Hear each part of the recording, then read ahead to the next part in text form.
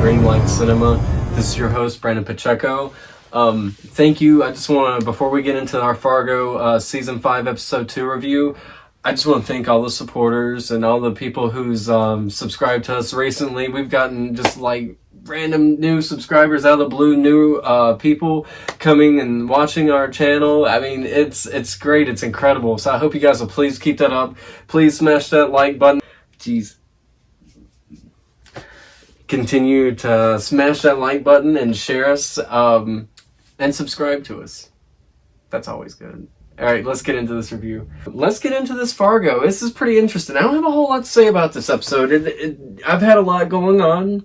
This episode of Fargo starts out with John Hamm giving out like some advice. And then we're back in North Dakota because that's where John Hamm's character, Roy Tillman, he's the sheriff of this whole little... He governs like this whole area of Fargo, I think Stark County. But he's given this advice to a married couple. When it's kind of interesting dialogue that it's what he uses is so wordy and interesting. He says he's beat you like a Tommy Lee drum solo, and here's some money, cook some food, make things right with your man, he tells the wife, with your mouth. And then Gator Tillman shows up, Roy's son.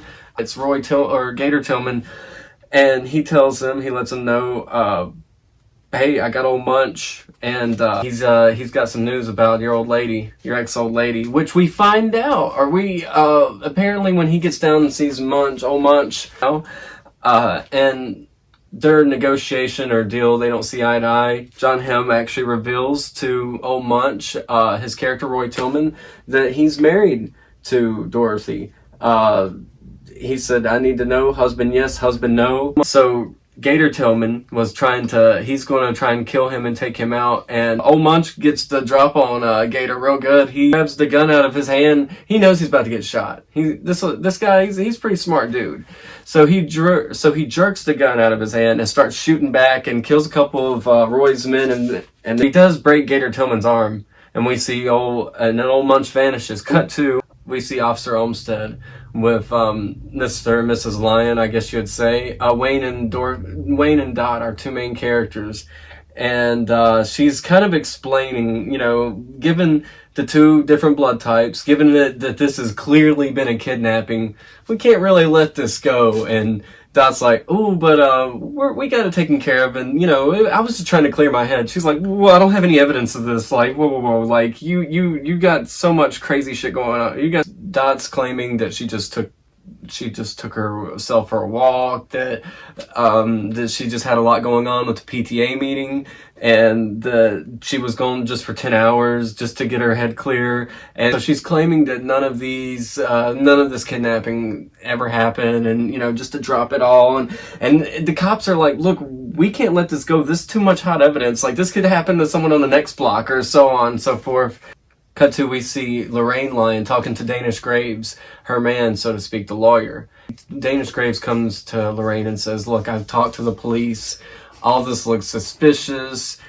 She's saying it never happened. And so Lorraine goes, I smell a rat. She's like, I think we need to investigate this. She thinks there's an enemy within type of situation. And it's kind of ironic. I want to say on a little side note, both Roy Tillman and Lorraine both think that Dot is trying to get something over on them, or just trying to and they gotta get the drop on her or something like that before she takes their family for whatever. That's what it seems like anyway. So that's always funny to me, because there's always some sort of big enemy confusion with Fargo, where they think, oh, they're trying to get us, but we'll outsmart them before they get us. So it's kind of funny to see it played out like this. Next, we have the FBI show up. We're at Roy's little, I guess, sheriff's office, / house. It was where we were at when we seen, our character, old Munch. But they're there to, investigate how he's governing the county. He's, maybe loosely using freedom, a little too loosely. or he's maybe expressing the freedom, his freedoms, or his people's freedoms a little too differently than the rest. Real laws. It seems to be a lot of divisions of reality, it feels like, with this season, which is kind of funny. Like I'm saying now, our characters are in their own head. They're very in their own heads or in their own worlds.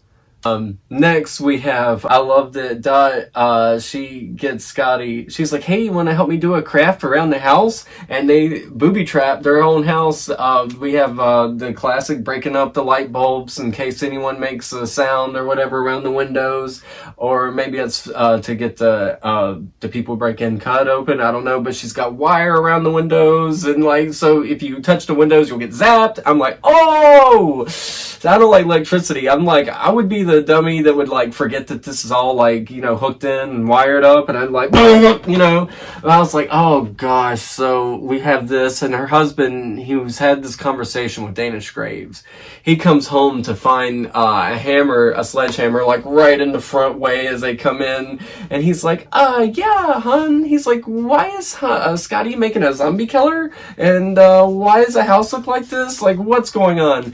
And she finally kind of convinces him, or she kind of, I thought it was really funny. I took a little note here that Wayne, he starts questioning her, which, you know, the wives, they don't really like that very much.